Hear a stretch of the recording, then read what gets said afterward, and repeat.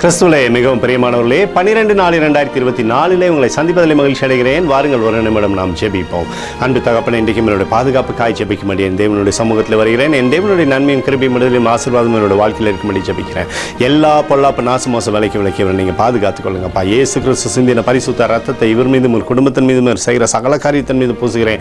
ஆகவே இந்த நாள் முழுவதும் மகிமையின் ஆசீர்வாதம் இவரோடு இருந்து செயல்படும்படியாக நீங்கள் செய்யுங்கப்பா. உங்களுடைய நிறைவானது இவருடைய வாழ்க்கையில் இருக்கம்படி கிருபைக்குள்ளாக நீர் மூடி மறைத்துக் கொள்ளும்படி ஜெபிக்கிறோம். அன்பின் அபிஷேகம் எப்போதும் இவரோடு இருக்கட்டும் தகப்பனே.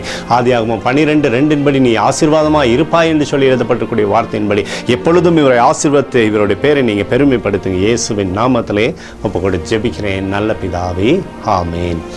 பிரியமான ஜெப பங்காளரை, ஒரு நிமிடம் நம்ம இந்திய தேசத்திற்காக ஜெபிப்போம். அன்பு தகப்பனே, 12/4/2024 இந்திய தேசத்திற்காக ஜெபிக்கும்படியாய் உங்களுடைய சமூகத்தில் வருகிறேனப்பா.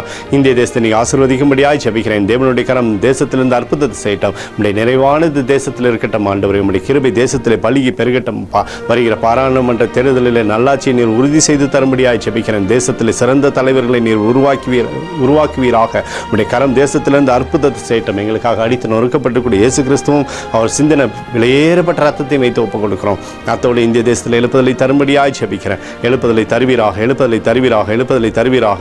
எழுப்புதலை எங்கள் கண்கள் பார்க்கும்படி நீர் ஆசீர்வதிக்கும்படி ஜெபிக்கிறேன். நேற்றும் இன்றும் என்றும் மாறாதவராகிய இயேசுவின் நாமத்திலே ஒப்புக்கொண்டு ஜெபிக்கிறேன் நல்ல பிதாவே, ஆமேன்.